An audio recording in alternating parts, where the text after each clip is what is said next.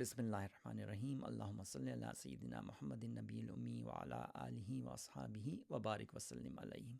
آج سے انشاءاللہ ایک سیریز شروع کر رہا ہوں جس میں قرآنی صورتوں کا ایک تعارف آپ کے سامنے پیش کرنے کی کوشش کروں گا۔ اس سلسلے کو میں نے بہت پہلے ہی شروع کرنا تھا۔ گلستان قرآن کے نام سے 2 پروگرام میں کر چکا ہوں جو میرے یوٹیوب پر موجود ہیں، جس میں میں نے قرآن کے نزول، مکی مدنی آیات، قرآن کی ترتیب، قرآن کو کس طرح اس کی تدوین کی گئی، کس طرح وہ جو ہمارے سامنے موجود ہے وہ کس طرح اس کو کمپائل کیا گیا، اس کی پوری ہسٹری، ایک تاریخ آپ کے سامنے الحمدللہ رکھ چکا ہوں پہلے۔ اور اسی پروگرام میں نے کہا تھا کہ آئندہ میں صورتوں کا ایک مختصر سا تعارف آپ کے سامنے پیش کرنا شروع کروں گا۔ جیسے میں نے پہلے اس پروگرام میں بھی کہا تھا کہ اس کا مقصد کسی قرآن کی نت نئی تشریحات بیان کرنا یا تفسیریں بیان کرنا یہ نہیں ہے، بلکہ اس کا مقصد صرف یہ ہے کہ قرآن کے بارے میں بنیادی معلومات حاصل ہو جائیں۔ ہر صورت کے بارے میں آپ کو بنیادی طور پر پتہ چل جائے کہ یہ صورت کس چیز کو کس بارے میں، اس صورت کی مین جو سورہ ہے اس کی تھیم کیا ہے، یہ کس چیز کو ایڈریس کر رہی ہے، کس چیز کے بارے میں بات کر رہی ہے، اور مختلف احکامات جو قرآن کے اندر ہیں جن پر ہم عمل کرتے ہیں، جو ہماری شریعت کا حصہ ہیں۔ جیسے مثال کے طور پر اگر ہم نماز پڑھتے ہیں تو نماز سے پہلے وضو کرتے ہیں۔ اب اگر کوئی آپ سے پوچھ لے کہ آپ وضو کر رہے ہیں تو کیوں کر رہے ہیں، اب آپ اسے جواب دیں کہ یہ قرآن میں ہے، تو وہ اگر آپ سے پوچھے کہ قرآن میں کہاں ہے، تو اب آپ پریشان ہو جائیں کہ ہاں یہ تو قرآن میں ہے، یہ تو پتہ ہے، لیکن قرآن میں کہاں ہے یہ پتہ نہیں۔ یا روزے ہیں، آپ روزے رکھ رہے ہیں تو یہ روزوں کا حکم کہاں ہے، حج کے احکامات کہاں ہیں۔ تو اس طرح یہ قرآن کی صورت کا جو صورتوں کا جو تعارف انشاءاللہ آپ کے سامنے رکھوں گا کہ کون سی صورت مکی ہے، کون سی مدنی ہے، کس میں کتنی آیتیں ہیں اور کون سے احکامات ہیں۔ ان احکامات کی تفصیل میں ہم نہیں جائیں گے، لیکن آپ کو یہ پتہ چل جائے گا کہ حج کہاں پر ہے، وضو کا حکم کہاں پر ہے، شراب نہیں پینا ہے تو اس کے احکامات کن آیتوں کے اندر ہیں، کن صورتوں میں آتے ہیں۔ تو انشاءاللہ کوشش ہوگی کہ آپ کو پورے قرآن کا ایک تعارف مل جائے، اور یہ اس پروگرام کو کرنے کا مقصد یہی ہے کہ قرآن فہمی بڑھے ہمارے اندر، قرآن کو پڑھنے کا، قرآن کو سمجھنے کا شوق پیدا ہو۔ اور یہ پروگرام امید کرتا ہوں کہ میرے لیے بھی فائدے کا باعث ہوگا اور آپ کے لیے بھی فائدے کا باعث بنے گا۔ تو انشاءاللہ شروع کرتے ہیں۔ سب سے پہلی قرآن کی جو صورت ہے وہ ہے سورہ فاتحہ، جیسے کہ ہم سب جانتے ہیں۔ اور سورہ فاتحہ جو ہے یہ ہے مکی صورت ہے، یہ مکی صورت ہے، اور اس کے اندر 7 آیتیں ہیں، ٹوٹل 7 آیتیں ہیں۔ اور اس قرآن کے اس صورت کی کچھ خصوصیات ہیں، کچھ جو اس کے فضائل ہیں، تھوڑی سی بات اس پہ کر دوں کہ یہ قرآن، اس صورت کو یہ فضیلت حاصل ہے کہ یہ قرآن کی سب سے پہلی صورت ہے، قرآن اسی سے شروع ہوتا ہے، اور یہ وہ پہلی صورت ہے جو کہ مکمل طور پر نازل ہوئی۔ اس سے پہلے جو صورتیں نازل ہو رہی تھیں وہ کچھ آیات کی صورت میں تھیں، جیسے سورہ مزمل، اقرا اور سورہ مدثر کی کچھ آیات آئیں، لیکن مکمل سورہ کے طور پر وہ نہیں آئی۔ مکمل سورہ کے طور پر جو صورت نازل ہوئی سب سے پہلی، وہ سورہ فاتحہ ہی ہے۔ اور اس صورت کے بارے میں یہ بھی کہا جاتا ہے کہ یہ قرآن کا متن ہے، یعنی بیسک ٹیکسٹ ہے۔ اور پھر الف لام میم سے لے کر والناس تک جو باقی جو قرآن ہے وہ بیسکلی سورہ فاتحہ کی ہی تشریح ہے۔ تو یہ ایک بہت بڑی فضیلت ہے سورہ فاتحہ کی۔ اور اس سورت کے بارے میں ایک اور چیز بھی کہی جاتی ہے کہ یہ سورہ شفا ہے۔ رسول اللہ صلی اللہ علیہ وآلہ وسلم بیماروں کے اوپر، یہ بات حدیث سے ثابت ہے کہ بیماروں کے اوپر پڑھ کر اس کا دم فرمایا کرتے تھے۔ تو یہ سورہ شفا بھی ہے۔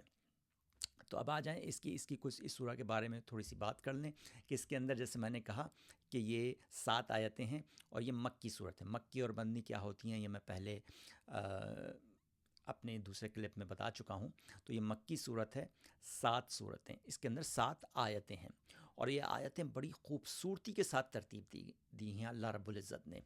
تو پہلی جو 3 آیتیں ہیں، الحمدللہ رب العالمین سے لے کر رحمن الرحیم مالک یوم الدین تک، یہ 3 آیتیں ہیں جس میں بندہ اپنے رب کی بڑائی بیان کر رہا ہے۔ الحمدللہ رب العالمین، یعنی الحمدللہ رب العالمین کی تمام تعریفیں جو ہیں وہ اللہ ہی کے لیے ہیں. دنیا میں جس چیز کی جہاں بھی تعریف کی جاتی ہے وہ حقیقت میں اصل میں اللہ رب العزت کی تعریف ہی ہوتی ہے، کیونکہ اللہ رب العزت ہی ہر چیز کے پیدا کرنے والے ہیں.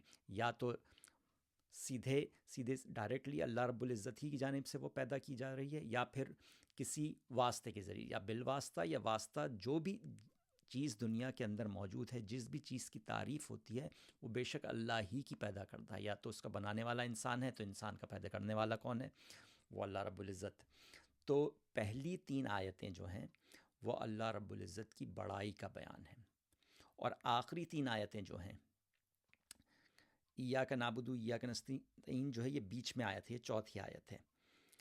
یہ آیت جو ہے یہ آپ کو اس کا مضمون جو ہے وہ اللہ کی بڑائی بھی ہے اور اللہ سے مدد بھی ہے. اور اہدنا الصراط المستقیم سے لے کر ولدضالین تک جو آخری 3 آیتیں ہیں اس میں اللہ رب العزت سے بندہ دعا کر رہا ہے اور التجا کر رہا ہے کہ وہ سیدھے راستے پر چلے. تو پہلی 3 آیتیں اللہ کی بڑائی، آخری 3 آیتیں اللہ سے دعا، اور بیچ والی جو آیت ہے ایاک نعبد و ایاک نستعین وہ ان دونوں چیزوں کا ایک حسین مجموعہ ہے. ایاک نعبد یعنی کہ ہم تیری ہی عبادت کرتے ہیں، و ایاک نستعین اور تجھ ہی سے مدد طلب کرتے ہیں. تو اس میں دونوں چیزیں آ گئیں. اس میں اللہ کی بڑائی بھی ہو گئی کہ عبادت کے لائق صرف اللہ کی ذات ہے، اور اس میں مدد بھی آ گئی، مدد کا عنصر بھی آ گیا، وہ پوائنٹ بھی آ گیا کہ ہم مدد جب مانگتے ہیں تو صرف اور صرف اللہ سے مانگتے ہیں. تو شروع کی 3 آیتیں جیسے میں نے کہا اللہ کی بڑائی، آخر کی 3 آیتوں میں اللہ سے مدد، اور بیچ کی جو آیت ہے ایاک نعبد و ایاک نستعین وہ ان دونوں مضمونوں کے ساتھ ہے کہ اللہ کی بڑائی بھی ہے اور اللہ سے مدد بھی ہے. اور اس میں اس کے جو آخر میں جو یہ ہے جو آخر میں جو آتا ہے غیر المغضوب علیہم ولدضالین، یہ جو آخری کی چیز ہے اس میں جو تھوڑی سی اس پہ ایک مختصر سی بات بتا دوں کہ ولدضالین یہ ان کے بارے میں ہے، وہ لوگ جن کے پاس علم نہیں تھا، جو کم علمی کی وجہ سے اور علم حاصل نہ کرنے کی وجہ سے اور اپنی اگنورنس میں وہ گمراہ ہوئے. تو یہ اشارہ ہے نصارہ کی طرف، عیسائیوں کی جانب کہ انہوں نے جو ہے ان کے پاس علم کی کمی تھی، یا علم کی جو علم انہوں نے جو انہیں ملا تو انہوں نے صحیح سے اس کو سمجھا نہیں اور وہ گمراہی میں پڑ گئے. تو ولدضالین جو ہے وہ نصارہ کی جانب اشارہ ہے. اور غیر المغضوب علیہم جو ہے یہ ان کے بارے میں ہے کہ غضب ان پر ہے کہ وہ لوگ ہیں جو اللہ کے غیظ و غضب کے جو ہے مستحق ہیں. یہ وہ ہیں جن کے پاس علم تھا لیکن انہوں نے اس علم پر جان بوجھ کر عمل نہیں کیا. اور یہ اشارہ ہے یہود کی جانب کہ ان کے پاس علم تھا، انہیں اللہ کی شناخت تھی، وہ انہیں اللہ کی معرفت تھی، وہ اللہ رب العزت کو جان رہے تھے، پہچان رہے تھے، اللہ کی نشانیوں کو دیکھ رہے تھے. اللہ کے نبیوں، اللہ جو مختلف انبیاء ہیں وہ ان کے پاس آئے، انہیں پیغام دیا اللہ رب العزت کا. اس پیغام کو انہوں نے سنا بھی، اسے انہوں نے سمجھا بھی، لیکن جان بوجھ کر اور ہٹ دھرمی میں اور اپنی ضد پر انہوں نے اس پیغام کا انکار کیا اور اس پیغام کے خلاف باتیں کی. تو آخر میں جو ہے وہ ان دونوں لوگوں سے جو ہے وہ پناہ مانگنے کی اللہ رب العزت سے دعا کی جا رہی کہ نہ ہمیں ان لوگوں میں سے بنا جو کم علم رہتے ہیں یا اپنی کم علمی کی وجہ سے اور علم حاصل نہیں کرتے اور گمراہی میں چلے جاتے ہیں، یا وہ لوگ جنہیں علم حاصل تو ہو جاتا ہے، جنہیں علم تو ہوتا ہے لیکن وہ ہٹ دھرمی کا شکار ہو جاتے ہیں اور اپنی ہٹ دھرمی کی وجہ سے سیدھے راستے سے ہٹ جاتے ہیں. اور اہدنا الصراط المستقیم کو ہے نا، صراط المستقیم وہ ہیں جو انبیاء ہیں، صدیقین ہیں، شہداء ہیں اور صالحین ہیں. یہ ان کا ذکر ہے جو اہدنا صراط المستقیم. اس میں ان لوگوں کے بارے میں بتایا گیا ہے کہ کس راستے پر چلنے کی دعا ہے.